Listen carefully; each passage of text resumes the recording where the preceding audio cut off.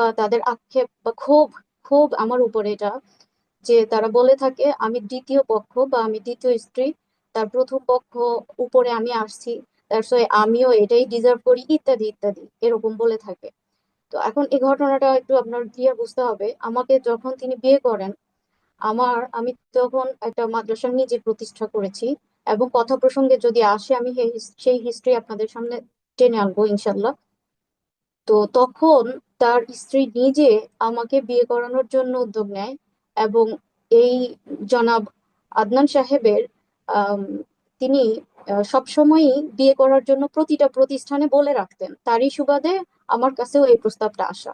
Even আমি আপনাদেরকে নাম মেনশন করি, হচ্ছে এটা রংপুরের দিকে একটা এরিয়াতে, আমার জায়গাটার নাম এক্স্যাক্টলি মনে নেই, ওখানে ফিরোজ অথবা ফিরোজ ভাই বা মনোয়ার, মানে এরকম দুই, আমার নামটাও তার সাথে গুম হয়েছিল যে লোকটা, ফিরোজ অথবা মনোয়ার, দুইজনের একজনের রংপুরে একটা মাদ্রাসা আছে। সে ওই মাদ্রাসা, ওই লোকটাও যদি এখন সত্য বলে, মিথ্যা বললে তো আমার তো এখন কিছু করার নেই, ওই লোকটাকেও সে ইভেন বলে রেখেছিল বিয়ে করার জন্য। তো সে একটা প্রমাণ, আমার জাস্ট নাম মনে আছে বলে আমি এরকম বলতেছি। এটা তার নিজস্ব স্বীকারোক্তি যে সবাইকে সে বলছে যে সে বিয়ে করার জন্য, বিয়ের জন্য পাত্রী খুঁজে সব জায়গায় সবার কাছে। সে সুবাদেই আমার কাছেও প্রস্তাবটা আসা।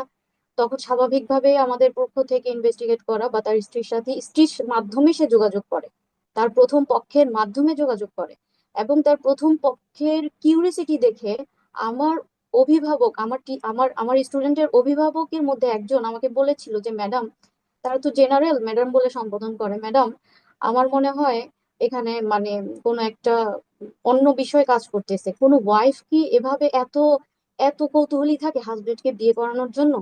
আমার মনে, এবং আমি এখানে আরেকটা বিষয় বলি, আমি যখন তাকে বিয়ে করি তখন তার পারিবারিক ফিনান্সিয়াল অবস্থা, তার পরিবারে 1,000 টাকাও তাদের কাছে অনেক। আমি যখন তাকে বিয়ে করি ফিনান্সিয়ালি তার কাছে 1,000 টাকা অনেক কিছু।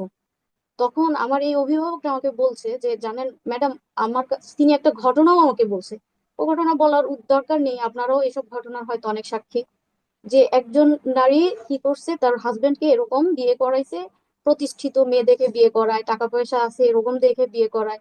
কারণ হচ্ছে মানে তাদের ভেতরে একটা লোভ কাজ করে। ম্যাডাম এটা আবার সে ফাঁদ না তো, আমাকে এরকম বলছে। আমি বলি আচ্ছা না থাক, এরকম না, বাদ দেন। তো সে এরকম করে আমাকে বিয়ে করায়, এবং 10 নম্বর যে কাজী অফিসে আমার বিয়ে হয়েছে, ওখানে ওই কাজী অফিসের সাথে সরাসরি তার প্রথম পক্ষ কিন্তু কথাও বলেছে। আদারওয়াইজ বিয়েটা এত তো সহজ না।